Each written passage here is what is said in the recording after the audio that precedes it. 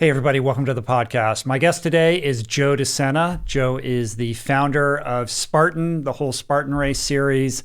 This is an incredible conversation. I think it's designed to really inspire how you think about the new year and get you off on the right trajectory as we think about 2021. So without further ado, hit that subscribe button and please enjoy my conversation with Joe De Sena.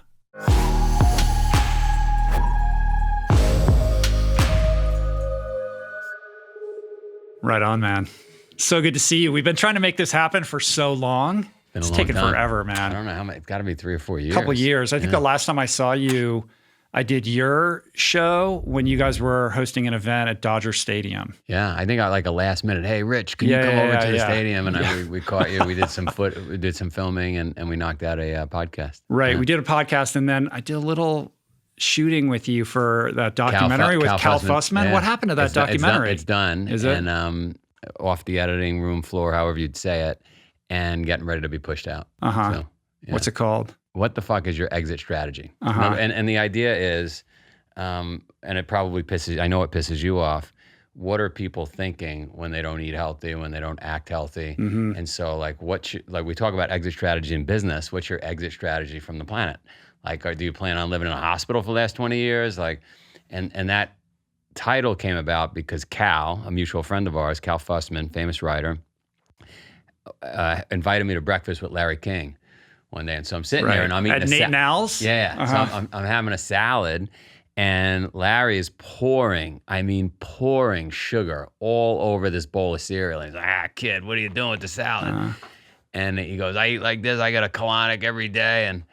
And I just thought, fuck, like, what's the exit strategy this guy? So, and it came from there. So is Cal like the protagonist? Mm-hmm. Is he's who we're like taking this adventure with? Yeah, we took the adventure with him, and he was impossible to deal with. Uh-huh. And unbeknownst to me, 20 years earlier, he did it, maybe 30 years earlier, he did it with Jack LaLanne. Mm. And I think Cal's really good for an article or for film, but then like most people, falls off the wagon when there's no reason to be taking care of yourself. Uh-huh.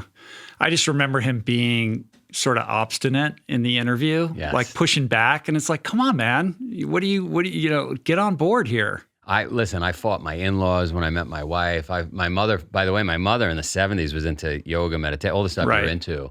And she fought the whole world. And so there were no Whole Foods or yoga journals back then. So I watched the pushback. And it's pretty, maybe not in California, but the pushback is massive everywhere to this idea of just take care of yourself. Yeah. I mean, look at COVID in the U.S. versus everywhere else. Mm. Yeah, I wanted to ask you, I mean, it's got to be brutal right now for you with Spartan. Disaster. Like, how are you keeping this thing from capsizing? When it first happened, I became friends 2 years ago skiing with the owner of Saks Fifth Avenue. He owns a Hudson Bay company, which is the equivalent of Saks in Canada, Saks Fifth Avenue. Incredibly successful guy. And when it was all going down, I was with Gerard Butler. Check this out. I was with Gerard Butler. I was in Sparta, Greece for the 2,500-year anniversary of Thermopylae. The movie was based on the battle at Thermopylae. And Trump closes the border. And at that moment, it became very real. Because up till then, we had closed a few races in China. I closed a few races in Japan. But it was like, no big deal. This thing will be over in a jiffy. And I'm in Sparta. And the country gets shut down, and I call my friend from Saks, and I'm like, what the fuck? And he says, he goes, you got to preserve cash. He goes, you got to preserve cash. You got to protect, the employees that you can, and you got to stay in touch with your customers. And thank God I had that phone call on March 13th, 14th, because I would have just we had 501 people working for us. I got 325 events shut down overnight around the world. And you can't keep paying people and bills and all these things and lawyers and better than anybody, the lawyers and not have revenue coming in. So, I'm ashamed to say, I thought, I didn't listen to the advice of him. I didn't listen to the advice of my friends that run hedge funds. I thought, come July 1, we're back. Right. The world is back. Well, we've never seen anything like this in our lifetimes. There's no reason to think that we wouldn't be able to get over the hump and get back to some level of normal. And I'm an optimist. I mean, our whole business is based on optimism, right? And I just thought, yeah, well, here we are. So did you have to lay off a bunch of people? 350 people furloughed, and I think we just did a few more. Silver lining in all this is we became a lot more efficient as an organization. There were a lot of deficits in our company that we never tended to: technology, CRM, e-com, go down the things that we just didn't have time for. We're putting on 325 events. And so we're becoming much better in those areas, but it's really a race against the clock. It's, if we're back on next year and we're allowed to put on events, it's going to be great. Yeah. But I just don't know. I mean, China, we 2 weeks ago had 10,000 kids at a Chinese event in China. China is back in business. They got vaccines. They cost $30 USD. You and I could go up to the corner store and get a shot in our arm.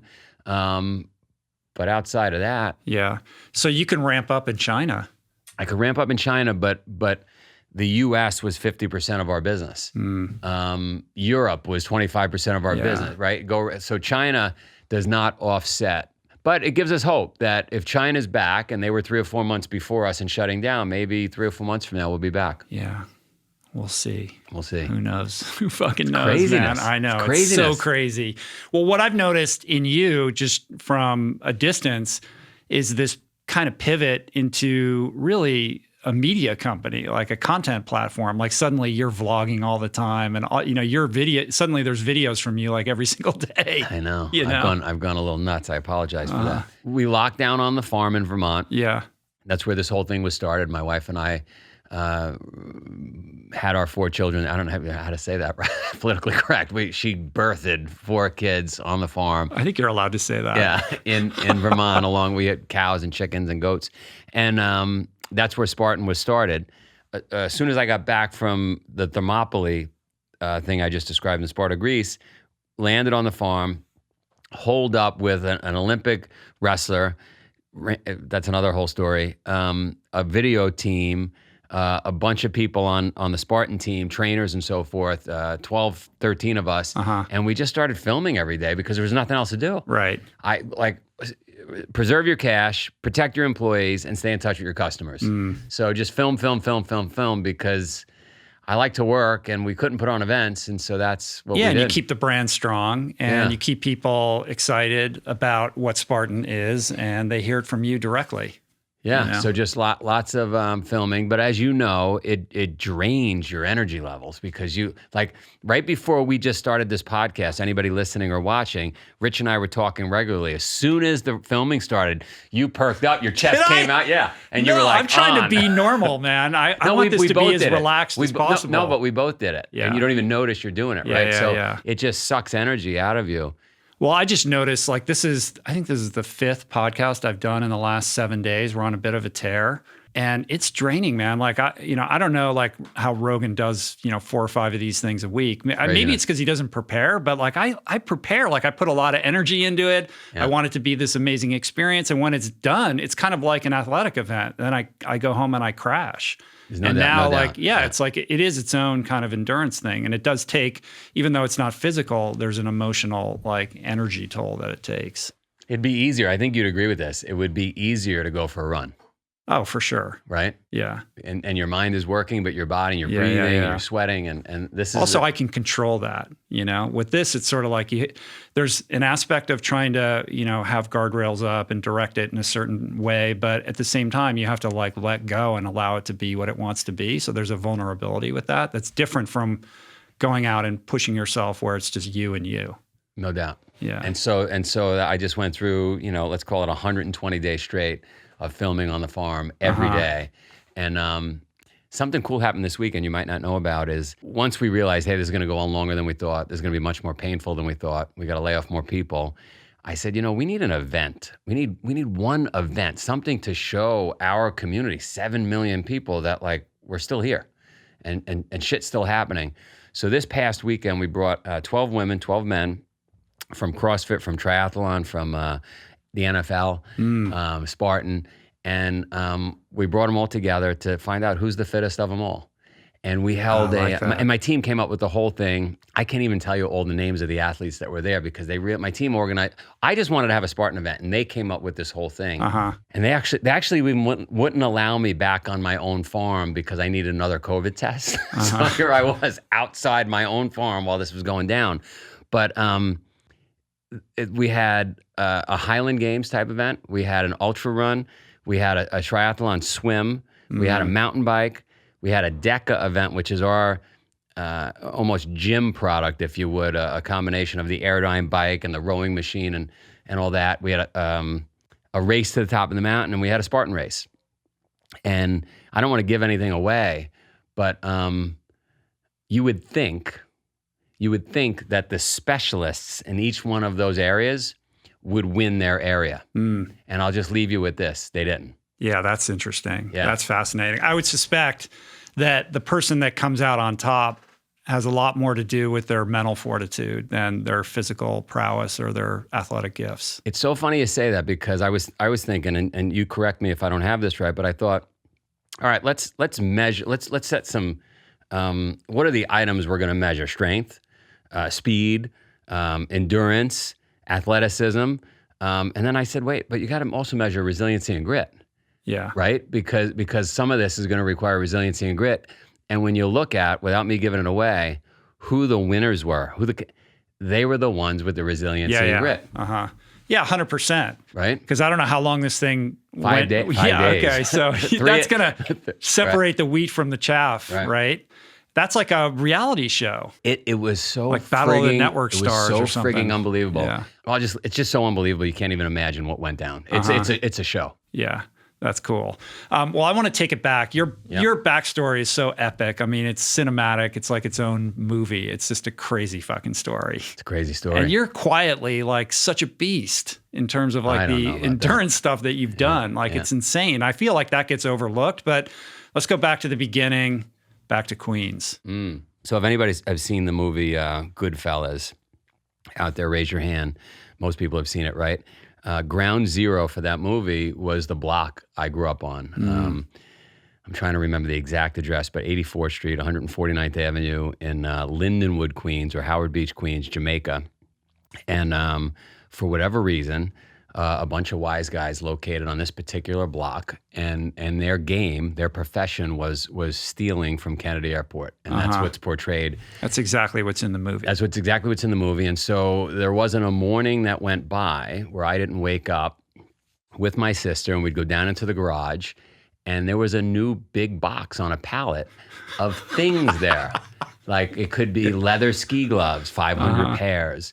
Could be Adidas Superstar sneakers. Just heisting the cargo trucks that are coming in and out. Yeah. And so it was very common to go shopping. We were young, my sister and I at this point, my friends, but you'd go shopping in someone's house. It wasn't like, you didn't have to go to the store. Right. You went to someone's house and there was all kinds, but you don't know as a kid what this means.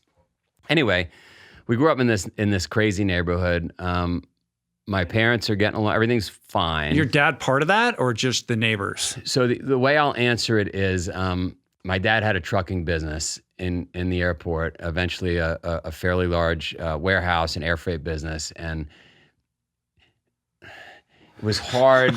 It was hard to be in that business unless... You couldn't be in that business unless... You have some relationship. You have some relationship with it. Right, yeah. But I will say my dad, no BS, my dad was amazing in that his thing was, if you go in that direction, you waste so much energy and so much time, and you can't spend the money because it's not legal. Like, you'd be better off putting all that time and energy into a legitimate way, a legitimate life.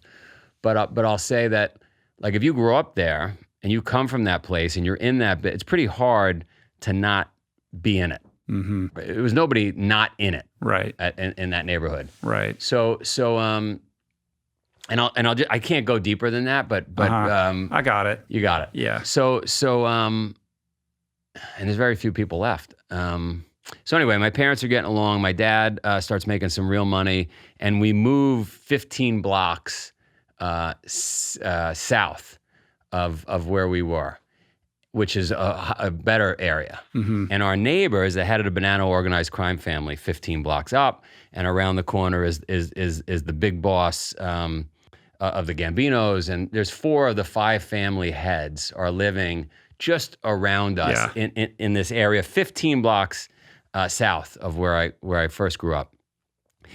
And my mom goes into her mom dies of cancer. My mom goes into a health food store to just explore, like, is there another way to live rather than, cannolis and raviolis and pizza? And she just didn't feel healthy, and she watched her mom just die. She walks into a health food store, which is probably the only health food store on the entire East Coast at this point. And there's a yogi, like an 85-year-old yogi that just landed at Kennedy Airport, probably from India, in the store. And she starts talking to him. And somehow he convinces her that she's got it all wrong and she's got to become vegan and she's got to start meditating and she's got to take up yoga and how to breathe and cold showers, all the stuff we talk about now. And she comes home and she throws out the sausage and peppers and like literally transforms the house, which ultimately leads to divorce. Yeah, your dad's losing his shit with this. Everybody. We were as kids because if you're listening to this sounds somewhat, it was not. That was not at all at that time. She might as well have time. just landed from Mars, right? That's how crazy the stuff was that she was preaching.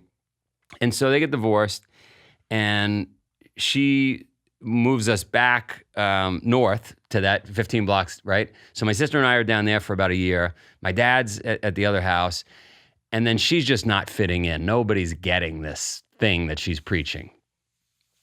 And she moves to Ithaca, New York, because that was like where the hippies were and they were educated. Because she's going Moosewood. She's going Moosewood, exactly.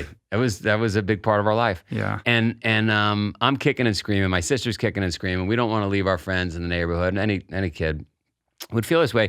And I'm attracted as a young boy. I'm attracted, just like all the other boys in town are, to the guys with Cadillacs, the guys with suits on, the guys with rolls of $100 bills in their pocket. Like, we kind of know what they're doing. And who doesn't want to be that? Right. And what is the difference between the wise guys you see in the movies, whether it's Goodfellas or The Sopranos, versus like your real life experience with these guys? There's really no difference. I mean, from my perspective at that age, no one's ever asked me that. They were a lot more quiet in real life. But a film has to give you the behind the scenes. And so you know what I mean? They were a lot more quiet. They didn't have to say much. They earned respect. You just didn't mess around, right? Like you would imagine. But very much the same. And in The Godfather and Goodfellas and A Bronx Tale, you go down, like they did a really good job. If you're like from there, like they really captured the mannerisms. Sopranos, not as much. I didn't feel it in The Sopranos, but in those other movies. And the thing that you get is this idea that even though they're outlaws, they still have, these rules and this code that they live by. And, there's certain aspects of that ethic that are laudable, right? It's not all bad, right? And so as a young kid who's impressionable, you see the bling, but you also see there's a value system there that you can kind of hang your hat on. Definitely hang your hat on it. Things got taken care. Like everybody runs into a problem in life. Everybody runs into a problem, and so here, if you're sitting, the community's taking care of each other. I remember running to the boss next door as I got older, and let me go backwards. Mom moves to Ithaca. My dad falls on hard times. The '87 market crash hits. All the things he's working on are starting to fall apart a bit. And the neighbor sees this and he says, and I'm probably 12 years old, and he says, come over and clean my pool Saturday. So that's a big deal, getting tapped on the shoulder and the boss wants me to come over and clean the pool. So I go over and clean the pool and he sits me down and he gives me 3 lessons that day. And he says, look, if you're going to be here 8 a.m., you show up 7:45. On time is late. You think I'm at Stanford, right? Yeah. He says, you're getting an MBA. Yeah. If you're going to clean the pool, I want you to clean the lawn furniture, the shed, the windows, whatever it takes. Make yourself invaluable. All right, that seems fair. And 3, never ask for money. You'll get paid if you do a good job. Don't have your hand out.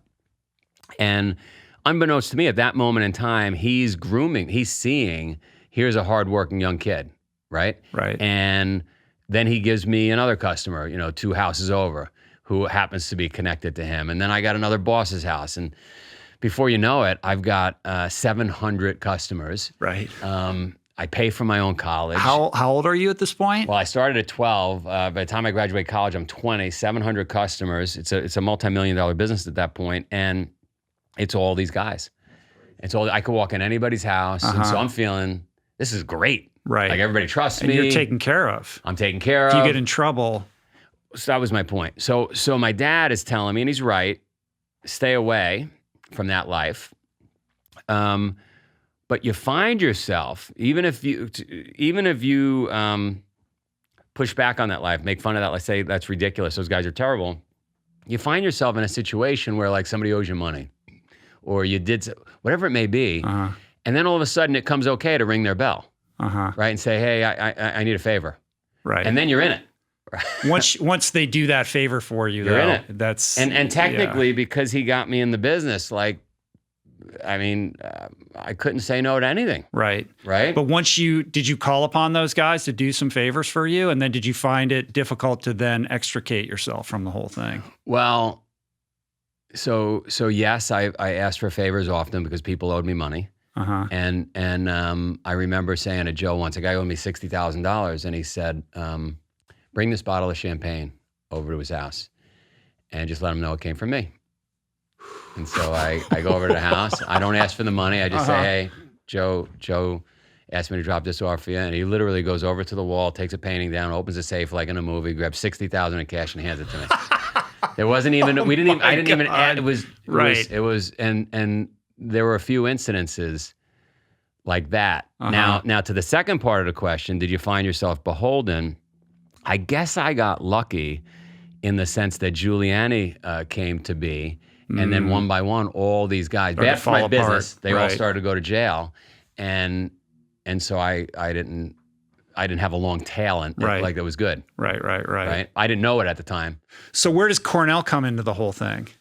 So like kind of in the middle of the pool business, right? Yeah, so I'm running this business. I'm feeling great. It's growing. I buy a backhoe and a bobcat and I got a building and like it's a real business, right? My mom's living in Ithaca, so I have to spend a lot of time in Ithaca. That's where I live. And I'm going back and forth running the business by my dad's house, going back to mom. And I'm leaving high school in Ithaca, going back to run my business, no intention of going to college. I didn't have, like most families, where they bring you on a college tour. It was no, even though I lived in Ithaca where Cornell is, no one told me anything about school. And my grades weren't that good. And my friend says to me, hey, why don't we go to Cornell? And I'm 2 months from graduating high school. Yeah. And I said, well, how would we go to Cornell? And he said, my dad's a professor. He'll get us in. And that made perfect sense to me because I grew up in the neighborhood where you'd have a guy and he would get you into a restaurant or whatever. So this is like, yeah, we get us in college. Yeah. So we both get dressed up. We do our interviews. We do everything we're supposed to do. It's going to be a shoo-in. And neither of us get accepted. And now I was intrigued. Like, oh, we have a guy and we can't get in. And now I'm intrigued in this thing. And tell me I can't. Now I got to do it. But where does that come from? Because that's just born and bred into you. Probably a neighborhood thing. Like when let's go back to your conversation about resiliency and grit and those athletes. In this neighborhood, these guys went to jail. They got killed. And that was just part of the job, right? And then if you were running a somewhat legal business, you owned a local pizza place or a trucking company or whatever, you hustled. You were up at 5 a.m. Yeah. The diesel trucks were running. The pizza place was second generation, third generation. They were making pizza. You know what I mean? Like everybody just hustled. So probably comes from that. It probably comes from just seeing this like, fuck that. I'm going to get this done. Kind of like there's no no. Right. So you get the no. We get the no, and now I want to go, and I'm debating going back to run my business, and my friend says, listen, my dad just said we can go extramural. We could take 3 classes each. When everybody else gets matriculated into Cornell, we could take 3 classes each. They'll do 5. We're not official, but if we do well, they have to let us in. Logical. So I said, okay, you know what we'll do then? I said, when I go back to Queens to run my business this summer, I'll go to St. John's. It's in my route anyway, and all the pools I clean and the work I do. I'll stop in St. John's. I'll take a couple of classes. I'll learn how to study, and then when I'm going to Cornell, if we get in, I'll have gotten my 5 classes done. I won't be behind the other kids. My friend says to me, "That's ridiculous. If we're gonna hustle in September at Cornell, why don't we go to Vegas all summer and party?" Right. Right. And that was a divergence right there. And that was a real big lesson for me on like delaying gratification. So he heads to Vegas. I head to St. John's. I run my business. We both meet up in September. We do our 3 classes. We do very, very well. I get 2 A's and a B. And for me, at an Ivy League school, 2 A's, I never got 2 A's and a B ever. And reapply. And definitely getting in now. They don't accept us. Right. And now I'm even more invested. I did my classes at St. John's. I just studied my ass off, and they didn't accept me. And the woman, the admissions woman, says to me, listen, we'd have everybody and their brother, trying to get in here if this was allowed. You're going to have to go to another school, and then after 3 years at like Ithaca College or somewhere else, then apply. And I was like, maybe you didn't hear me. I want to go here, right? So I'm going to do it again. And then she's got to let me in. And so he diverts. My friend taps out. Does he go back to Vegas? He goes back to Vegas. He goes to UNLV. And I go back, do another semester, do well, reapply. They don't accept me. Do another semester. I do well, don't accept me. My 4th semester, I'm broken. I finally hit my limit.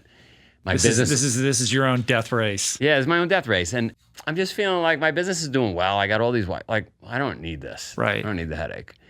And I tell my mom, I'm going to pack it in. And she was probably bragging for 4 semesters. Her son was going to Cornell, even though I technically was not a Cornell student. And she says, go meet my yoga. She teaches yoga, my mom, at this point in the living room. And she says, go meet my yoga student, Professor Anita Racine. She might be able to help you. I don't know. And my mom was the last person I would have asked like for a connection because she was crunchy and bohemian, and my dad would have had the contact. So anyway, out of respect to my mom, I go meet Professor Anita Racine. She sits me down, looks at my grades, asks me a bunch of questions. She says, I run a department within one of the schools at Cornell, textiles. We study textiles. And there's 92 women in the department. There's no men. Do you like textiles? I was like, I love textiles. I didn't even know what a textile was, right? Like, I'm in. And so she finally accepts me in, and I end up spending the rest of my time at Cornell studying textiles, which if I had to do it again, I would do, because I could watch any movie from any era and tell you based on hemlines what time it, when That's that amazing. was. Yeah, when that happened. What years were you at Cornell then? I entered in 86, graduated in 90. So you left right before I got there, because I went to law school at Cornell. Okay. The law school is beautiful. So I was there 92 to 94. Nice. So you were out there. But, and you got in legitimately. You didn't need to pull strings. Legitimately, sort of. I was the last person admitted to the law school class off the wait list. Okay. So I showed up I didn't think I was going to law school. I got in at the last minute. I was living in New York City and packed a bag and tried to figure out where Ithaca was and showed up. And everybody had been studying all summer. And I was like, what am I even doing here? Because I'd already decided I wasn't going to go. And it was like a very spontaneous decision. But and you liked it when you arrived? I mean, I was getting out of control in New York. Right. So I liked being in a structured environment, and I liked school. And the law school, it's kind of like The Shining there, though, because it's so fucking cold, and you're all in this one building, and a lot of the 1Ls live in a dorm that's attached to the law school, so they never go outside. So it gets a little weird and incestuous, but I basically just spent most of my time at Rulof's, drinking most of the time. I bar backed at Rulof's. Oh, you did? Yeah. I mean, I was there like 4 nights a week. I was gone by the time you got there, but I think I made $16 a week. Right. And that's tough when you're making money, mid 6 figures or whatever you're making in the pool business. Exactly. But it was good for me to it was a way for me to mingle and meet other people while I like to work. Obviously, you're hearing that in my story. And rather than wasting time just drinking, which is the way I looked at it. I was around it while I was working and getting paid. So I could have used you in my orbit back then, man. I needed a little discipline at the time. Cool. So then you get out of Cornell, but then it's back to the pool business. So, first of all, anybody listening that doesn't know Cornell, and correct me if I'm wrong, Rich, but the law school to me feels most like Cambridge or Harry Potter, at least from the outside. It has that look, right? So I'm about to graduate on time, which was unbelievable because I was so far behind from those 4 semesters. And I take Professor Ben Daniels' class at the Graduate Management School, MBA program. Right, you did a combined, like you get Well, I your didn't do the MBA. combined. They didn't accept me for the combined. It was just, I clearly was not smart enough for this whole thing. But I was allowed to take a class there. A lot of people took the entrepreneurship class at that school. And as part of it, we all came up with a business plan. And we presented that business plan to a panel of judges. And I won. I won the $5,000 award that came from the owners of Riuniti Wines. They were awarding every semester $5,000 to the best idea, best presentation. And the judge, one of the judges was an Italian guy. And being from the neighborhood I'm from, I clicked with him and I bought him a bottle of Sambuca. I brought it over his house and we got to know each other. I didn't buy the winning slot, by the way. I just got to know him. I got to know him. And he said, "What are you doing when you graduate?" And I said, first of all, what was the idea that allowed you to win? So do you remember at Cornell and many colleges, they had Champion branded sweatshirts with the silk letters sewn on the front, Cornell, sure. And they were $50 or $40. And I just thought the way those sweatshirts were made were people would buy the Champion sweatshirts, the stores at Cornell or any would buy the sweatshirts, and then they'd have a couple of seamstresses, because I was studying textiles, would sew those letters on. And I just thought I could make them in Asia. I could make them for each school. I would change the wristbands. I'd add a little bit of Lycra so they didn't blow out, because everybody would roll up their sleeves. You'd wear those things a couple times and they were done. They would blow out. And so I had this idea for a better cut sweatshirt that was cut and sewn in Asia, labeled in Asia, and they liked the idea. And so they gave me $5,000 to do it. It's amazing you didn't go into becoming some huge garmento. I should have. Yeah. I should have in retrospect. But so he says to me, "What are you doing when you graduate?" I say, "I'm going back to the neighborhood. I got this business." He says, "You're an idiot." I said, "What do you mean?" He said, "You have a work ethic. I can see it. You can talk. You should go to Wallstreet." And I didn't really know much about Wall Street. I just knew the '87 crash. And I just decided that, I want to run my business. Gotti was becoming a really big name back then. And I was plugged into that whole thing. Yeah. And he stayed in touch with me. So I went back to the neighborhood. I run my business, kept building it up. And he stayed in touch with me. He called me. This guy called me every month on the month. "Have you sold your business yet? Have you gone to Wall Street?" "No, Al, stop calling me." Right? Every month for like 35 months. Wow. Okay. And finally he convinces me. He calls me one day and he says, "Hey, I'm going to give you a stock tip. If you're not going to listen to me, I'm going to give you a stock tip." And I had never bought a stock before. I was busy running my business. And he says, "I want you to buy this stock, Syntex." So it's probably like 1993, 94. "I want you to buy this stock, Syntex." Again, I don't have an account. I don't know anything about it. That day, I'm going to pick up money from a pharmacist. One of my customers is a pharmacist. He owns a pharmacy. And he must know about this pharmaceutical, Syntex. Ring his bell. I'm going to pick up my check. And I said, "Hey, my buddy just told me to buy this stock, Syntex." He goes, "I can't believe you're bringing that up." I said, "What do you mean?" He says, "I was just taking a shower. I was thinking I'm going to buy some today." And he brings me in the house and he hands me my check. He owes me a lot of money. And we had done more than... Yeah, it was like 140 grand or something like that, right? Yeah. Because then we were not just doing swimming pools. We were rebuilding houses, doing patio work, et cetera. And he sits me down. He calls up his broker and he says, "Hey, you should buy 10,000 shares of this thing, $14 a share, 140 grand." And he goes, "You're single. If you don't, you're making a lot of money right now. If you lose it, it's no big deal. When you're married and you've got children." So anyway, he talks me into it. I buy 10,000 shares. Next day, the company gets taken over. I made $100,000, and I was like, "I'm going to Wall Street." Right? This is a hell of a lot better than cleaning swimming pools and having to chase my money and bring bottles of champagne to get the safe to open. And so anyway, that was it. I sold my business to my employees. They still run it today. They're multimillionaires. They're great guys, and went to Wall Street. Wow. Yeah. And had to take a serious pay cut initially, right? Big pay cut. I went down to 35 grand a year. And then thought I was a genius and started trading stocks and options and lost most of the money I had accumulated up until then. But then dug myself out and figured it out and ended up building a business and started my own firm where we executed orders, believe it or not, for the JP Morgans, the Morgan Stanleys, Goldman Sachs, Bank Americas. They were our customers. Everybody says, why? Why would the big banks give business to a pool guy? And I just learned in the neighborhood how to service customers, how to do a good job, a better job than whoever they were using. The people skills. I had good people skills. We hustled if we had to take a loss on a trade, kind of like clean the windows and clean the shed, even though you're only getting paid to clean the pool. Yeah. Don't ask for money. If we had to lose money, we lost money. And then there was one secret weapon I had, which nobody had.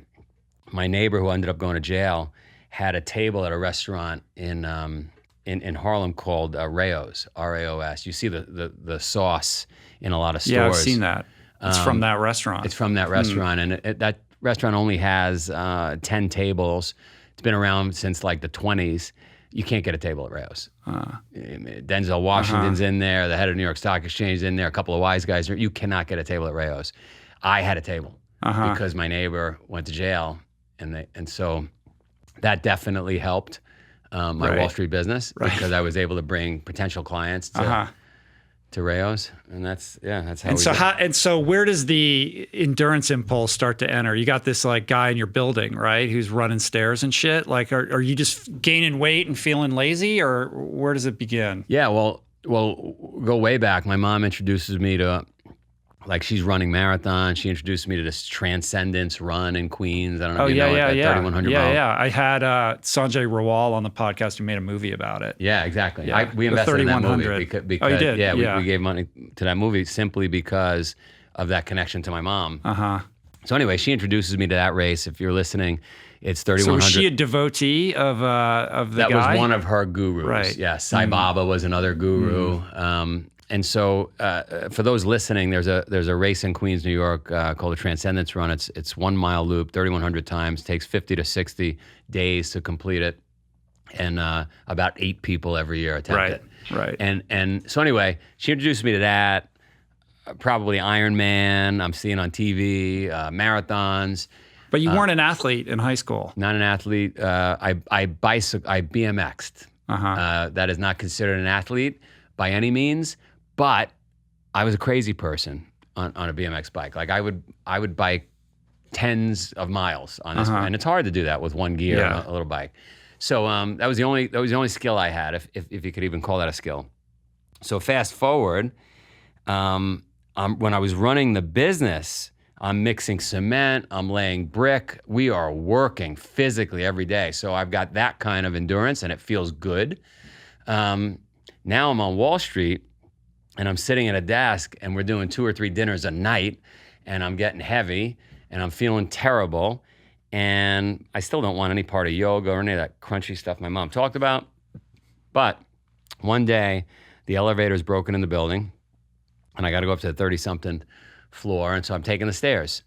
And I'm huffing and puffing, and there's a guy as fit as Rich Roll sitting here, right? Not nearly as fit as you, my friend. Get out of here. Rich is ripped, and he's carrying 2 dumbbells, and he's going up the stairs, and his name's Mike, if I remember correctly, and we're talking in the stairwell, and I'm intrigued.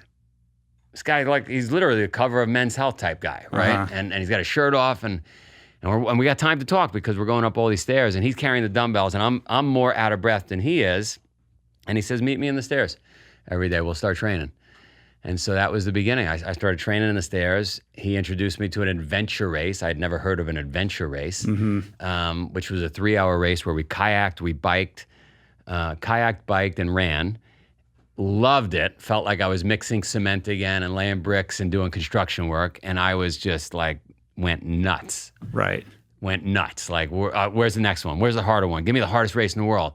And I just chased races and it was my way of eliminating some of the stress I had on the trading desk and all that insanity. And so I don't know, from like 97, 98 to like 2005, I just went nuts. I mean, you were on this ridiculous tear where you were flying somewhere every weekend to do something bananas. Yeah. There couldn't have been that much training during the week in between with the work schedule that you're holding down. No. So the training and the racing become one thing. But I mean, in that period of time, I mean, I don't know if there's anybody else on the planet who participated in more insane races than you did. I went absolutely nuts. And I call it the Spartan paradox, and maybe you found this as well, that the training, like you got to embrace the training, right? It's the journey that matters, but like training sucks. Like the actual race is kind of cool, right? And I found that as long as I had a date on the calendar, I never fell out of shape. Right. Kind of like, a boxer gets a date on the calendar, he knows he's got to fight. You're just accountable. Training. Yeah, and the clock's ticking. Selfishly, I was like, if I just keep racing, I'll just always be in shape. Right.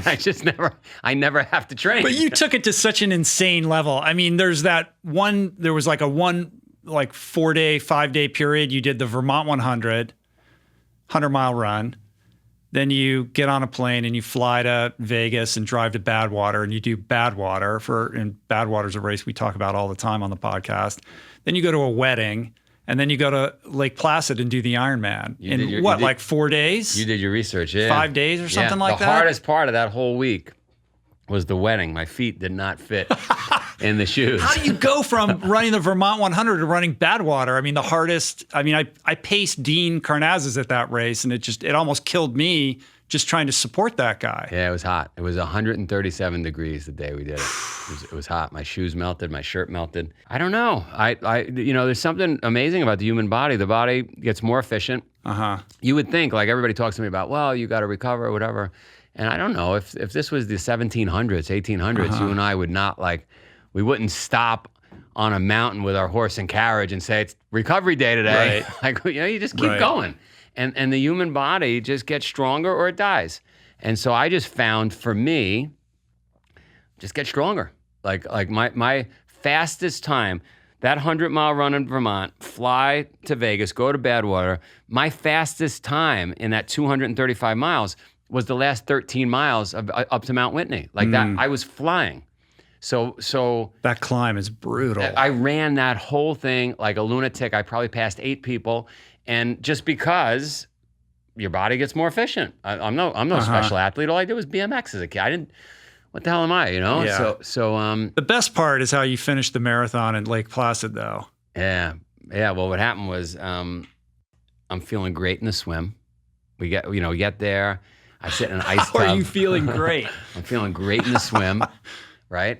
Cold water. And I'm crushing it. I get on the bike. I'm feeling pretty damn good on the bike. And I'm like, you know what? This is going to be great. And within 3 or 4 miles on the run, I was dead. I was smoked. And I asked a couple of kids, I said, hey, on the side, do you have any aspirin, Advil? They said, no, we got beer. And I don't drink. Give me a beer. And I drank 1 beer, 2 beer. So I basically got drunk. I was eating hamburgers. I couldn't consume enough during that marathon. Yeah. But you got that done, man. I got it done. That is so impressive. Yeah. And then you've gone on, you did Furnace Creek. You did this crazy 350-mile thing in Quebec in the wintertime. I biked from Vermont to the Furnace Creek start line. Get out. Yeah. That was a 14-day bike ride. Oh, my God. That was your training. That was my training for that, yeah. Yeah. Wow. I went nuts. Whatever. There was a year where you did 50 ultras and 14 Ironmans. That's got to be a record. The reason that happened is I was in a bad car accident, and I was thrown out the window at 85 miles an hour. My leg was ripped out of my hip. So I'm laying in bed, and the doctor's saying, you're not going to be able to walk again. You're crutches, a wheelchair. And I just kept going to different doctors till I got a doctor that said you'd be fine. And Lisa Smith, I don't know if you know her, she had gotten me into some of this stuff. So she called to say, how are you? I heard you got in a car accident. I said, look, it doesn't look like I'll be doing these adventure races anymore, whatever. She said, why don't we do Ironmans? And I maybe I had done 1 Ironman at that point, or maybe 2. And she said, well, just do every Ironman there is. It's like, all right, let's do it. Yeah. Because I was just out of the hospital. Right. My leg had been ripped out of my hip. And a lot of times when you're hurt, though, you see those athletes come back stronger, right? And so it just gave me something to look forward to. And I went nuts that year. That year ended because my wife was 8.5 months pregnant with our first child. I was at an Ironman. I had just barely came in walking on the marathon. I was just exhausted, as you can imagine, from doing all those things. And she said, are we going to have a family, or are you just going to keep doing races? Yeah, I mean, at some point, it's like, what are you running from? A lot of this is so nourishing because it's it's connecting you with yourself and your potential. And there's so much to be learned about, what we're capable of, right? But you can also hide behind it. Like you can run from your life by just being in too many events all the time. I was I had never been married before, so I didn't, and I was learning navigating that. But for me, although you might have better insight into me listening to me, for me it was more about like I was so stressed out in business that whenever I got to a place where I was like just wanting water, food, and shelter, it was so nice. And I just liked getting there. Mm-hmm. Just like, as long as I fall asleep in my soup at dinner, I'm happy. Does that make sense? Yeah, of course. Like, that's what it's all about. I mean, what do you think, like, what is it what is that experience for somebody who's never been in that position before teach you? I guess for me, I needed to meet myself, right? I needed to find out who I am. Am I tough enough? And I liken it to if I had a Ferrari in the garage and I just looked at it and I polished it and, showed photos of it versus I took it out on the track and I raced it up against however you race a race car, you get to see how it handles. And so I was just, I guess, learning to see how do I handle? Right. How do I do? Right. And you get humble. I don't know about you, but I gained integrity during all those crazy adventures because I liken that to like a structural engineer that checks the integrity of the parts and pieces before he puts the building together. Mm-hmm. Like I was testing the integrity of my parts and pieces. And I think when you've suffered like that, like you've suffered, like I've suffered, it knocks the edges off. Yeah. And it's like, when I meet a really tough wrestler or a Navy SEAL or Delta Force operator and they've got a somewhat soft handshake, they're that way for that reason. They've been through some tough shit. Mm-hmm. They don't need to squeeze you. Does that make sense? Or yeah, I get that. I mean, I think when I think of you, to like extend the car analogy, like your RPMs are running so hot all the time because when you get back from that race, you're in Wallstreet. So you're burning it in a different way. So there's no like recuperation. Like it's amazing you didn't just completely flame out. Yeah, I had zero recovery. But the other thing, the other thing is, I mean, I remember flying to like, you'd be able to look this up if my memory's off, but I remember flying once to like South Africa to knock out an Ironman, literally land on a Friday afternoon, put my bike together, wake up in the morning, do the Ironman, at the finish line, take my bike apart, put it in a box and leave, and then get back to New York, work however many days I had in New York, 3 days, and then fly back to like Western Australia. It was like crazy. What are people in the office thinking? Well, it cost me. It cost me a lot, right? Because then the boss, if the boss you is can't always, be fully present. I wasn't present. Yeah. But that's the negative. The negative was I was showing my people that I wasn't really interested, right? So that was bad for business. But what was good for business was that became my brand. Everybody else's brand on Wall Street was like drinking and partying. My brand, which didn't exist, at this time in the early 2000s, late 90s, was I'm the adventure guy that takes his customers to do yoga, right? And on run. Nobody was doing that. Yeah. Right? We climb stairs for fun. Yeah. We don't go drinking. Yeah. What's so unique about you, and I'm sure looking back, hindsight's 2020, but you're this weird amalgam of street hustler with this kind of blue collar, aesthetic, and also like the Wall Street pedigree, but you also have the yoga hippie thing going on at the same time. And all of these things fuse to create this unique individual. Like nobody else could be you or do what you do without all of those elements, like kind of congealing. Yeah. And what I think about a lot is, because we have 4 children now, from 14 down to 8 years old.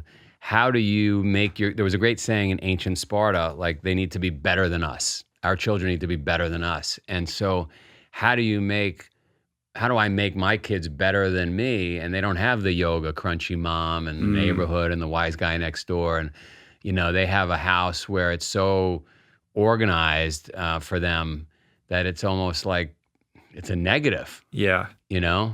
So that's the problem with, becoming successful. Yeah, it's like not good for the kids in some ways. Yeah, but you're running this crazy boot camp up in Vermont with all these people coming so I through mean, all the kids time. could carry rocks, right? And the kids could climb ropes, and but they don't have a wise guy next door that's little street wisdom. Yeah, and so I need to figure that out. They're learning Latin. How old are they now? I've got a 8-year-old girl, 12-year-old girl, a 13-year-old boy, 14-year-old boy. Yeah, I've got 2 daughters, 16 and 13, 2 older boys. None of them are interested in any of this stuff. Oh, really? And I can't get them interested. And that's fine. Like they don't. I don't need them to be. But I find myself thinking like they'd probably be better off. But I don't want to be the guy who's forcing them to do something that they really just are not wired to do. Well, so I forced it, and I continue to force it every single day. And my theory, and we will find out if I completely fuck this up, but my theory is they hate it. And then all of a sudden they score a goal at a soccer game and they see they're more fit than their peer. And then they hear from, hey, you're in pretty good shape, the coach said, right? Like, and then maybe it starts to stick. It clicks. Yeah. And I think I'm seeing that happen, but I might be seeing what I want to see. But I force it. I force it every day, and I've been forcing it since my oldest was 4 years old. Yeah. So, well, let's take it to you. So, basically, at some point, you rip the parachute ripcord, and you're out in New York, and you decide to move to Vermont, and it's going to be retirement. Yeah. So I've got a picture of a red barn on the trading desk, probably because in Ithaca, when I was a kid, I saw some red barn in a field. I mean, Ithaca's pretty idyllic, it's pretty nice, and that's what I'm visualizing the country to be. And I meet my wife, and I'm like, I want to find a place like that. I don't want to be around the craziness I grew up in. I want to get away from all these crazy people on Wall Street, and we're going to find a farm. And so we find this farm in Vermont. Vermont was not in our plan. And the mistake I made was I associated, and this is like a JV mistake, I associated country, like Ithaca was country, with like, but there's academics in Ithaca, right? There's a university there. You run into professors, like it's a little more developed. That like anywhere in the country would be like that, but it's not. Yeah. And so we found a farm in Pittsfield, Vermont, a tiny little town, 400 residents, 8 miles from Killington, Vermont, the East Coast largest ski resort. And there's not a university there. And so there's a lot of negatives. There's some positives to not a big crowd, but it's very hard to make a living there.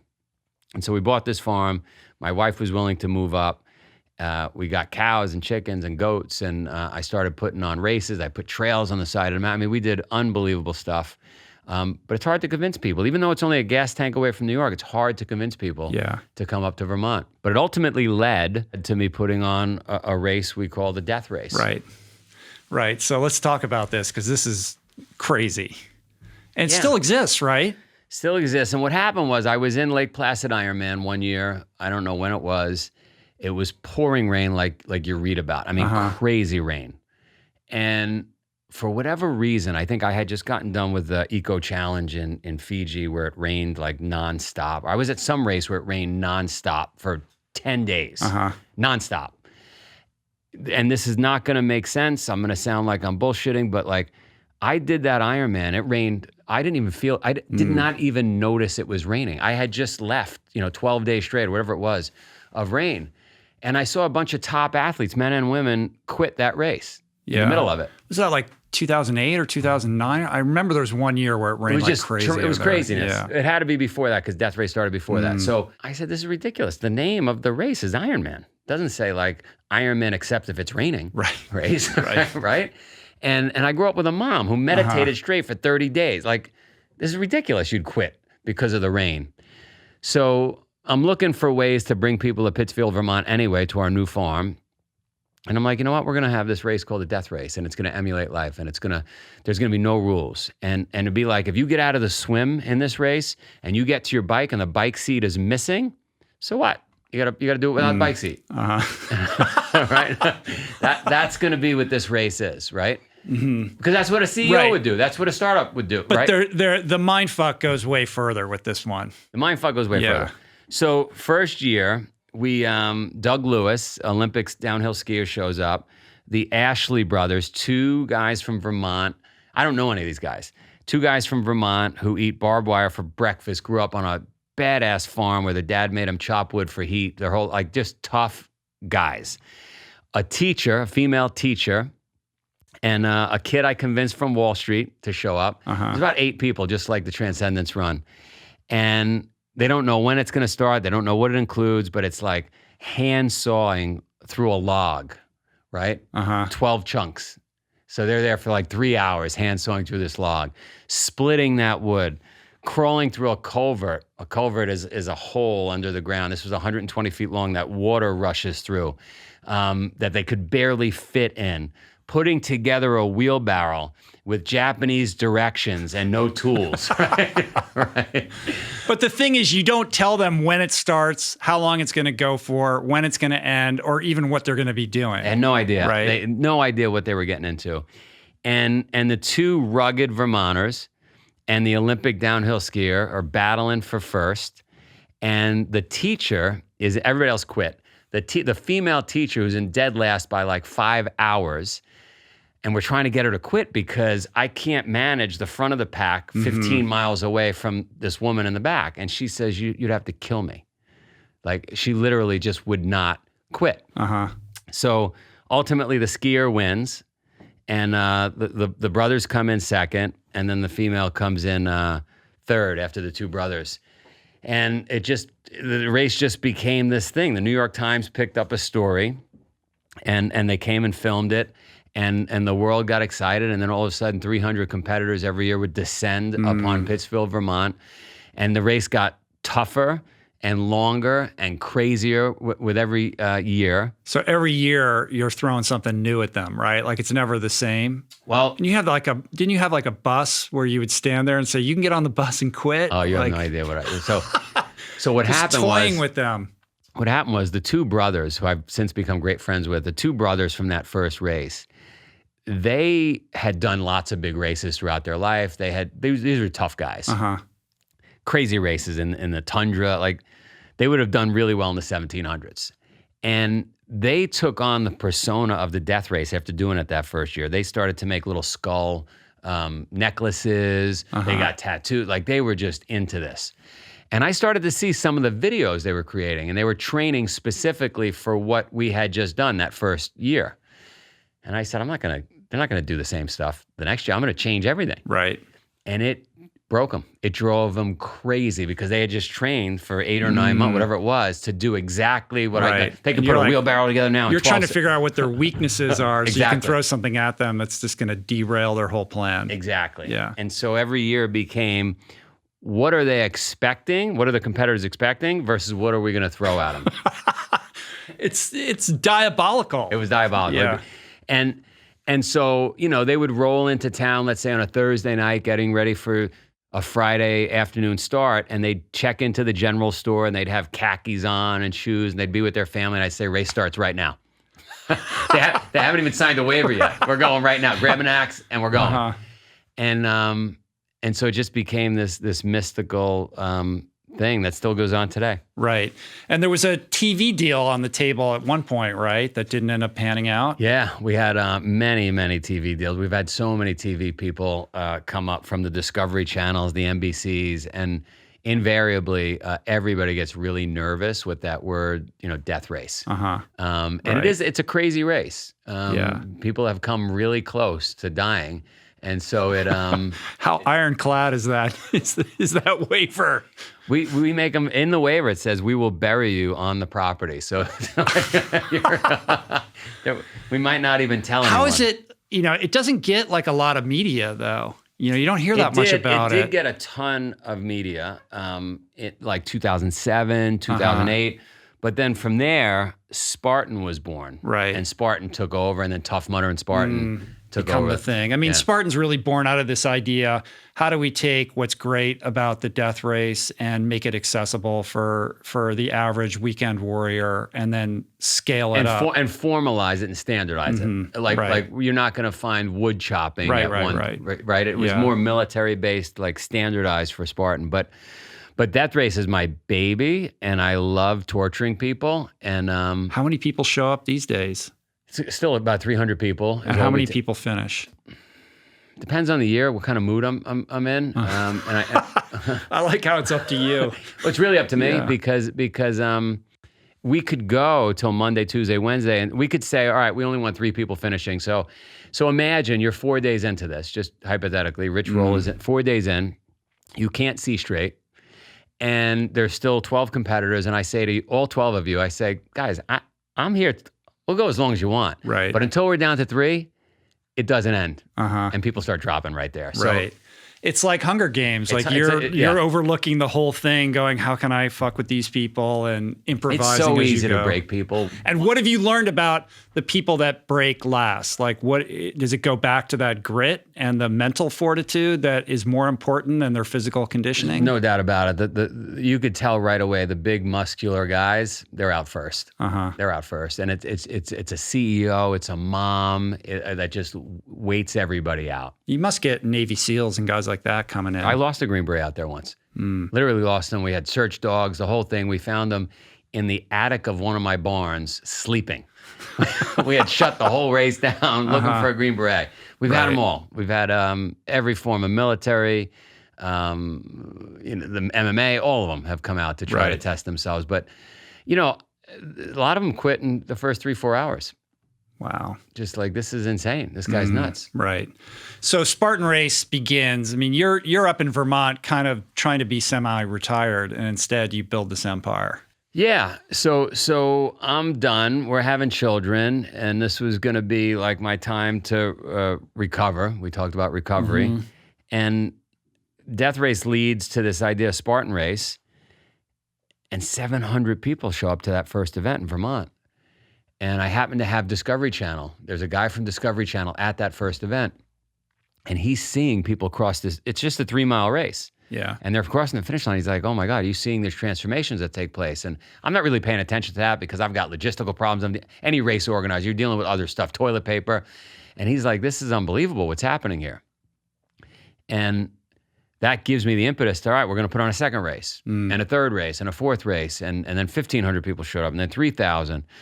And then Tough Mudder came onto the scene. And so then I'm a pretty competitive guy. Then it was like... That's like not getting into Cornell, right? Like I gotta bury these guys and be the best. I'm going to win this thing. And so if they were in the U.S. and Australia, we're going to Slovakia. I'm going to go to, I'm going to go anywhere they're not. And we're just going to win this war. And really that battle between Tough Mudder and Spartan, I think drove both of us, the founders, me and the founders of Mudder, to really... build an industry, build a sport out of this thing. Yeah, the difference from my perspective is that with Spartan, there's this, elite aspect to it where, you're able to tap into a different caliber of athlete, and that allows the weekend warriors to compete alongside like these people that are like, who become the Amelia Boones and the like, who get really celebrated. Yeah, for this and stuff. that was the difference. The difference was Tough Mudder went out and branded it. It's not a race, right? This is an experience, and we're actually gonna laugh in the face of people wanting a medal at the finish line. We're gonna give them an orange headband. Like that was their shtick. And our thing was, if I'm gonna do this, I want to make it a real sport. And honestly, it was a business mistake on my part because it was harder to build what I was building. It was easier to build. They were much more inclusive. Like, right, a bunch of guys high-fiving. They could skip obstacles, and they could just earn a headband and drink a bunch of beer. I was asking people to like train and work hard. And if you didn't do an obstacle, you had to do 30 burpees. Who the hell wants to do that? So I was losing the battle for a long time, but because I'm such, I just don't quit. We ultimately won.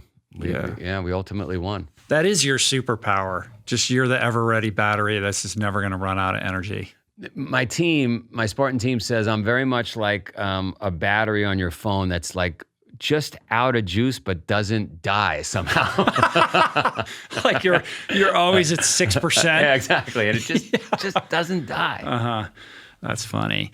The other thing that's cool about what you do is, I mean, it would be normal for somebody like you who's so focused on building Spartan and all the things that you're involved in to just be focused on that. But you really opened up your farm, and you have all these people that come through. It's like this open door policy, like, hey, you want to come here? We got a bunkhouse, stay as long as you like, but you're going to have to do what I tell you to. So you're still doing this kind of one-on-one coaching and mentoring. And there's been some pretty extraordinary success stories that have come out of that. Yeah, I do it. My wife hates it, right? Because I think I invited 3 million people to the farm once, but people don't really, it's a little Tom Sawyer-ish, right? It's a little Karate Kid, right? What was his name? Mr. Miyagi? Yeah. Right? Like, you come here, you can paint the fence and do this and that. And people don't really want to do it. They might not be happy with their life. They want to lose weight, whatever it is. They're trying to clean up things. And they think they want to come. But in most cases, when they get there, they tap out. Yeah. There's a few unbelievable success stories. The Apples guy, right? The Apples guy was an amazing success story. Truck driver, 300 pounds. He probably should have been 160 pounds. I got him down to 200 pounds in 30 days. He shows up with a little wheelie suitcase. He's like, all right, where am I staying or whatever? I'm like, up there. Up where? Top of the mountain. The rafter. Oh, at the top of the mountain. He takes the wheelie suitcase and literally climbing up the mountain with this thing. Took like 4 or 5 hours. Gets up there. I got him in a stone cabin. He's like, where's the shower, the kitchen? There are none. And big bushel of apples. All you're getting is apples. We're hiking every day. Lost 100 pounds in 30 days. Obviously extreme. Obviously easy to bounce back from that. But like, that's the deal. Like they can't do it on their own. And so I provide that ability to do it. Structured environment and strip everything else away. Take the phone away. Take the food away. And if they give me their keys and they give me their wallet, we can get them to succeed at anything they want to succeed at. But as soon as they have a plan B or a way to escape, I can't help them. Right. So the recidivism rate, you can't control. I can't control. Yeah. I mean, I had 2 guys show up 2 months ago, big, jacked guys during COVID. I had a bunch of kids come, family friends. They sent all the kids. I put them through hell. And 2 guys wanted to come. I said, you can come while the kids are here. I'm putting on a 14-day. Yeah, no problem. And they spoke with like military lingo. They were not military guys, and they were going to crush it. 3 hours. Kids stayed 14 days. These guys made it 3 hours. Wow. So what's the differentiator there? They could leave. Yeah. They could leave. I mean, when you can leave, you take that option. And I learned it, in this town we didn't talk about. I rebuilt a general store that had been around from the 1800s. I rebuilt a farm that had been around from the 1800s. And I envisioned finding some entrepreneurs like I was back in the neighborhood to come run these things. It'd be cool to come run a general store, right? And you're not going to have to get a mortgage and all that. It's all paid for. It's all ready for you. Turnkey, just walk in, and this farm has a tractor and cows. All you got to do is walk. You just got to do the work. You're going to crush it because you don't have the strains that any other entrepreneur has, where you got to borrow and you got to figure out ways to make this work. I even have a place for you to live. They all quit. And they quit because they're not invested personally in it. Yeah. Like when you write a check and you sell your kids and do whatever you have to do to make it, you have no choice. And so that's the big difference. With the death race, they were all quitting. And then one year I said, here's what we're going to do. If you want to do the death race, you have to get an article written in a local newspaper that says you are doing this race and you're going to finish. And all of a sudden, finishing rates went up. It's that easy. Yeah. Right? That's amazing. All these people that have come through the farm, all the people that you've seen compete in these Spartan races, all the athletes that you've run shoulder to shoulder with over the course of these races, like what are the lessons that you take away from all of these experiences that can inform the person who's at the starting gate of a journey like this? Well, so I'm a big subscriber in this idea of fire, ready, aim, right? Just get started. Just take that first step. Just go outside. You know this. I think we all get stuck sitting around. Our brains are wired to avoid discomfort. And so I find myself, I know every day I got to take my cold shower. And I find myself looking at my phone. And I'm like, why the fuck am I looking at I'm looking at my phone because I don't want to get in the cold shower. Subconsciously, my brain is telling me to avoid that pain I'm about to go deal with. So just take that first step. And that first step leads to another step. And before you know it, you get it done. And that might be signing up for something. That might be telling a friend you're going to go do something, or maybe just having a friend ring your bell in the morning, or having your shoes out next to your bed. Whatever that is, just take that first step. Number two, and I'm doing this a long time, so I think you have to have a frame of reference that you could fall back on when the going gets tough. So what do I mean by that? Like, I always go to a place when the going, and I say, well, it could be worse. Like, I could be in Siberia, I could be missing an arm, God forbid, one of my kids could be, like, I go through this place where it's like, it's not so bad when I refer to some other thing that could be my reality. And I think when you do that, you have gratitude for where you are versus resentment. And that's important to understand, right? There's a lot of people that resent, like, oh, I should have what he has or she has or this or that. I never think that. I think, like, thank God I have what I have, because I don't have what they have, which is worse. Now, you know what I mean? And is it the result of all these experiences that you've, like, basically brought upon yourself that allows you to tap into gratitude in that way? No doubt about it. If I didn't feel the pain and suffering, I wouldn't know how bad, like, as bad as it's been for me or you when we've done these races, which are really just manufactured adversity, we're still not in the Lewis and Clark expedition. We're like, you know what I mean? Like, it's not Donner Pass. It's not that bad. Yeah. Right. So, but you wouldn't know that if you grew up on Park Avenue, you pampered your whole life. Right. You wouldn't. So, so that's probably why the MMA fighter and the Navy SEAL, that's probably why their handshake is a little softer and they're more humble, because they've seen hell. But with success, now you're flying around, you're managing this huge business, you're trying to direct all of these races. I know for myself, I'm sitting at a table having conversations with people more than I am getting out after it. Like, as a result of the things that we're interested in, we create a certain largesse in our lives that actually makes it more difficult. Like, I found myself having to exercise stronger boundaries and challenge myself more to get out of this comfort zone that I've created for myself. Do you feel, no doubt and now about you got kids and you can't go do 14 Ironmans in a year and all of that. Like, do you miss it? And how do you, stay connected with that impulse to be in discomfort? I feel like it would be selfish of me, certainly for my family, if I did my, go back to the old days and Saturdays were my 12-hour day. If I did that on a Saturday and I stayed away from my kids, that would be selfish. And then the other thing is, I'm so fortunate. I get these emails all day, every day, that you wouldn't even believe. That, like, I'm back with my husband. I'm back with my wife. I lost 200 pounds. I left my job and started a business because of Spartan. You can't even believe the emails I get all day, every day. And so, yes, it'd be cool to go hike a mountain or do something, but, like, and I get asked by all my old friends, right? We're going to climb this, or we're going to do that. No, I can't. Yeah, you can't do it. I got a family, and I got a business, and we're doing great work here. So I wake up early. I wake up super early. I get my workout in. I sweat every single day. I take the cold showers. And I run a And you told Rogan that you have like a 44-pound kettlebell that you travel with. Did you bring it here? Is it here? I did not bring my kettlebell because the last 3 flights, I don't know if it's because of COVID, maybe there's less people working at the airlines. They're losing it.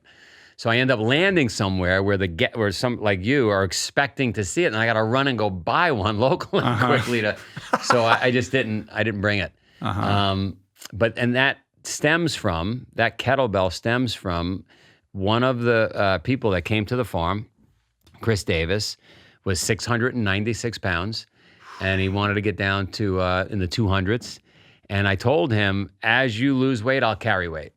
And so he got down the first 100 pounds. I was carrying 100 pounds in a sandbag. Wow. And it was, as you could imagine, difficult.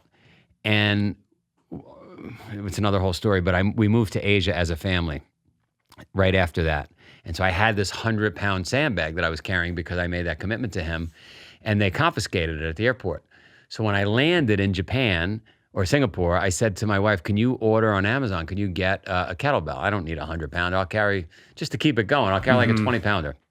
It came 20 kilograms, which was 44 pounds or whatever. Right. So that became my thing. And for the last 4 or 5 years, I've pretty much carried it everywhere outside of COVID. Yeah, that's got to be a trip, though, when it comes through on the baggage claim or trying to carry that thing on an airplane. It almost took out, it almost took out one of those security officers once, coming down the ramp. In India, they stuck it in somebody else's suitcase. Once I checked it in, I had to go open somebody else's suitcase to get it out. In the Middle East, they use a term to mean it's up to God whether or not it'll be there when I land. So it's been a trip carrying this thing around, and it's become a shtick. Yeah. So how many people do Spartan pre-COVID? How many people pre-COVID? So I don't know if you know this. Right before COVID, we purchased Tough Mudder. We bought Tough Mudder. Oh, I didn't know that. Yeah. So pre-COVID, if you look at Spartan and Tough Mudder, we're probably 1.7 million people around the world.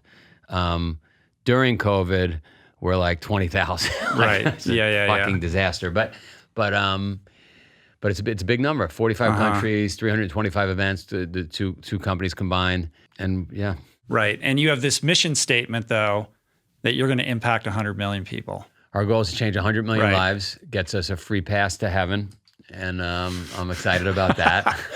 So how do we scale this thing up? I mean, you've got your books, you've got the podcast, you got the documentary, you've got the races. I don't know what else you can do to impact people at scale other than what you're already doing. Like at the same time, when you canvass what's going on in America and across the developed world, we're dealing with a health crisis of untold proportion.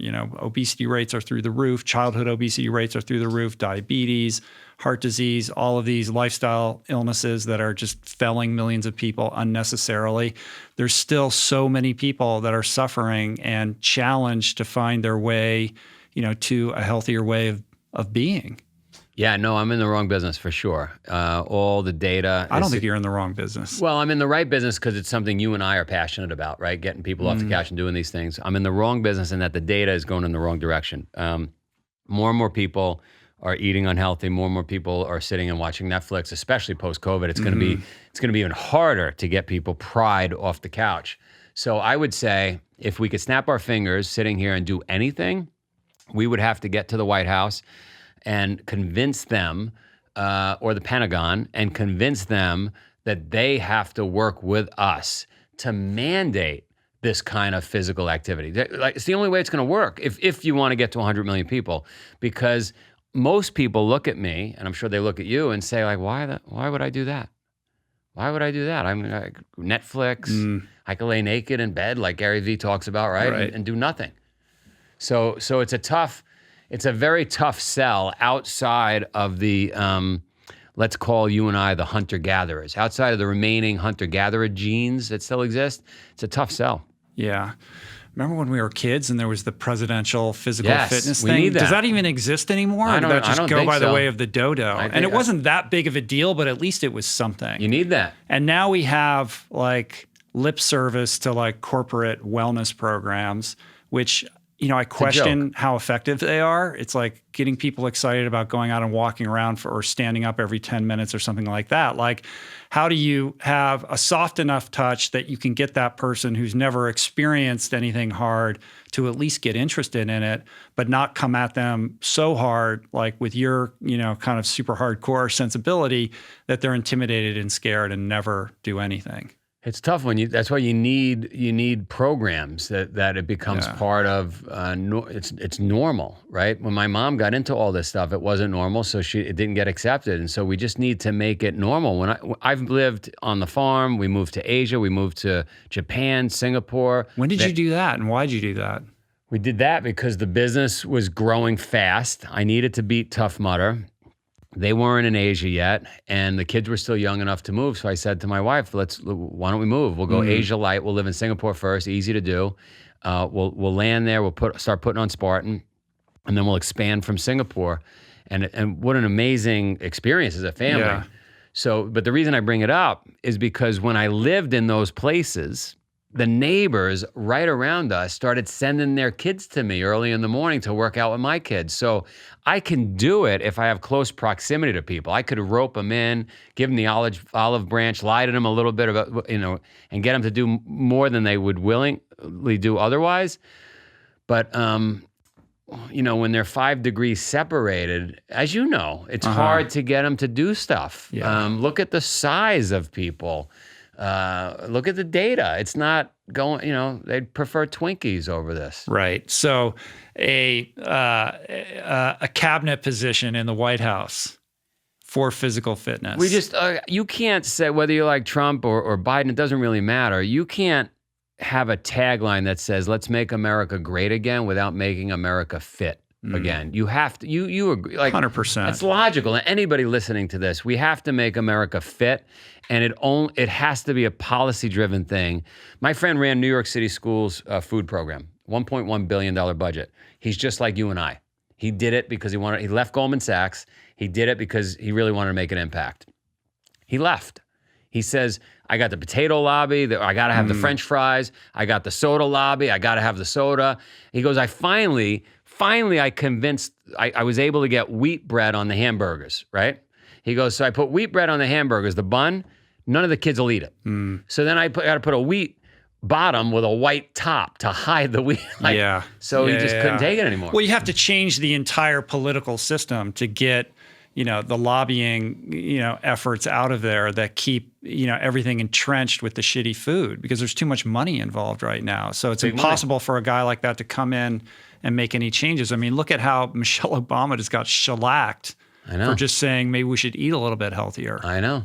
And so it's got to, somehow you got to have a politician or a group of politicians that get it. You and I have to run for office. I mean, that's the only way this is going to work. How's your mom rubbing off on you in terms of like the yoga and the spirituality and the diet? Like, what's that look like for you these days? I went crazy with the yoga, but it had to be hot yoga, as you can imagine. I had to be sweating. I couldn't be like sitting still and like chanting.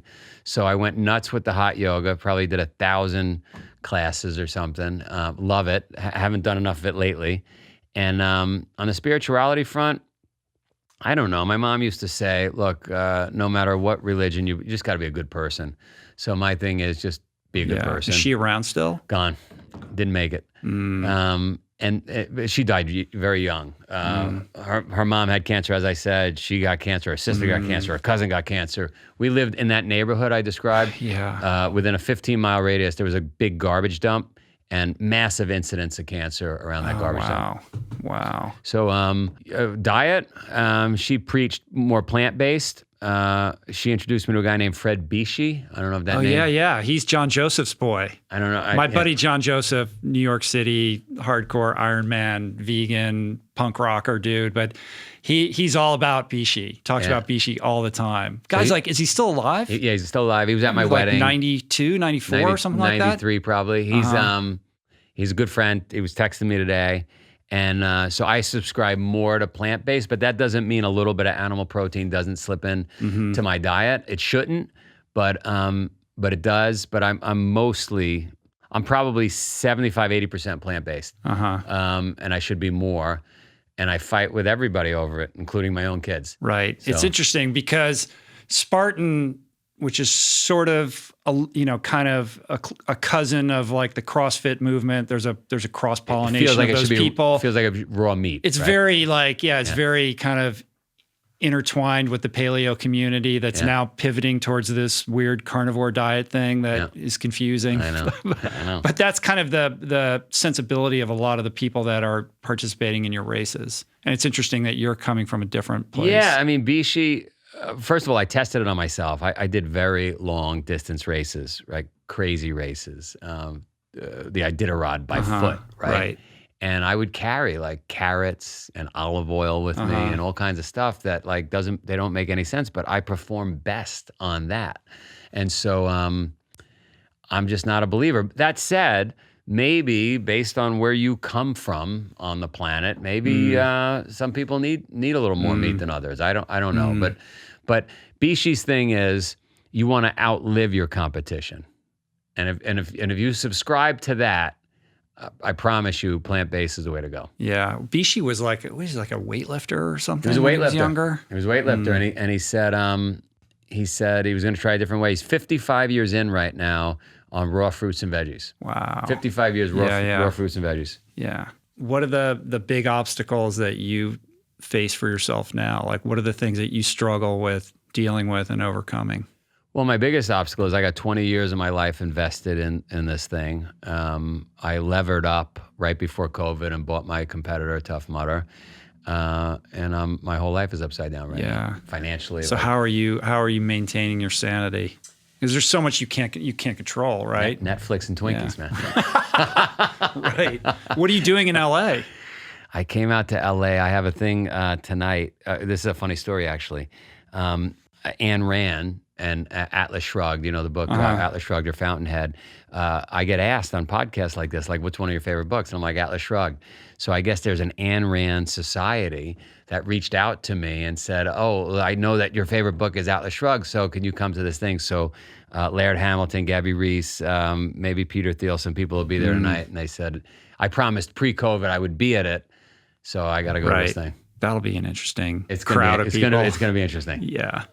How does, how you look at the world and think about people and potential affect the kind of people that you hire for your business? Like when you're looking to bring somebody on into your organization, like what are the qualities that stand out to you? In the early days, because I just didn't have enough funding to do what we were trying to do, size and scale, it would be if they had a heartbeat. They were good enough to work for us, right? Because I was paying like $2,000 a month for the first 100 people to make this thing work. The expenses were just insane. I would say now, if we really narrowed it down, a much more professional approach, it's you got to be a really enthusiastic person. You got to be like relentless. I don't even care if you have domain expertise or not, because you can learn that. But if you're just relentless and 24/7 and just like not going to accept no, and you're honest and you got integrity, that's good enough for me. Yeah. The specific skill set can be trained. I don't care about that. But it's more about that. It's more about the disposition. I want, that, what is it, Pareto's principle, right? 20% of the people do 80% of the work. I just want more of those. I just want more of those 20s. Yeah. So we'll wrap this up with some thoughts for the person that feels stuck, who's inspired by what you just shared and is looking for, that little dose of inspiration to just start, to get out of that cycle of analysis paralysis that, keeps you on the couch scrolling for the best pair of running shoes. You got to sign up for something. It could be learning a new language. What about when we can't sign up for anything right now? Signing up for something could be as simple as saying to your friend, and then screaming it from the rooftop, so you're committed, you're on the hook. We are going to walk 6 miles on Saturday. I mean, that could be the thing you sign up. It's just got to be. It could be we're going to learn a new language by this date, right? It's got to be this is what we're going to do, and by this date, we're going to be held accountable. And then I would say, we have a prayer at Spartan. Our brand has a prayer, and we stole it from a World War II French paratrooper who they found in the field dead. They pulled the prayer out of his pocket. And basically, he was saying, look, God, everybody is asking you for the good stuff, right? They want to get back with their spouse. They want to get home, a warm shower, a meal. You probably don't have any of that left. So I'll just ask you for the tough stuff, like the turmoil, the toil, suffering, and just promise me you'll keep it coming and you give me the strength to deal with it. So like, if you can turn your thinking around to more like that, like I might text you and say, hey, Rich, I hope you have a shitty day. And that's like, it's a worthwhile day. I got to fight through today, right? We don't want a complacent, easy day. And so if you can change your mindset to like embracing tough stuff and committing to it, you just have a better life. And what do you think is the main obstacle that gets in people's way? Well, I think subconsciously our legacy hardware and software is avoiding discomfort. Like it kept us from falling off cliffs and freezing out in the snow and drowning. And the sooner you recognize that that's just like old hardware that you don't need because you're not going to get attacked by a lion when you go outside or drown in the rain, You got to do this stuff. Look, I have a friend who runs the largest hedge fund in the world. He doesn't need to do anything. Okay, he's fine. And his theory was no pain, no pain. Instead of no pain, no gain, no pain, no. Why would I want any pain? And lately he's come around to my way of thinking, which is, and your way of thinking, which is, you know what? Look, he came to Japan when I was living in Japan, and they had all these 5-star hotels, everything all lined up to do. And you know what I did? I took him and his family to the waterfall monks. And it was freezing. It was wintertime. And there was ice on the mountain. The waterfall is coming down, and we got to go down to nothing, take all our clothes off, get down to basically nothing, and get under that waterfall and hold these metal chains while the Japanese, in their language, are pulling the demons out of us.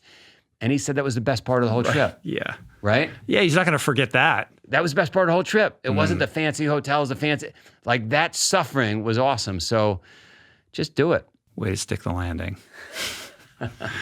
Powerful Joe De Sena. Thank you, my friend. It's great to see you. You're awesome. Yeah, that was very cool. Yeah. Appreciate it. If you're digging on Joe, pick up his books, Spartan Up, Spartan Fit, The Spartan Way. Got the Spartan Up podcast. We didn't even talk about the Spartan X leadership stuff that you're doing. We got leadership stuff. We got all kinds of stuff. Shoot me an email, joe@spartan.com. And if you come to the farm, just don't quit. It would suck. I mean, it would really ruin Rich's reputation if you came to the farm based on this talk with Rich and you were one of those ones that quit right away. Yeah, that might be me. I might show up. You're just gonna push me too hard, and I'm gonna be out of here, and my whole ship's gonna sink. Hopefully awesome. not. All right, thanks, man. Thank you. Peace.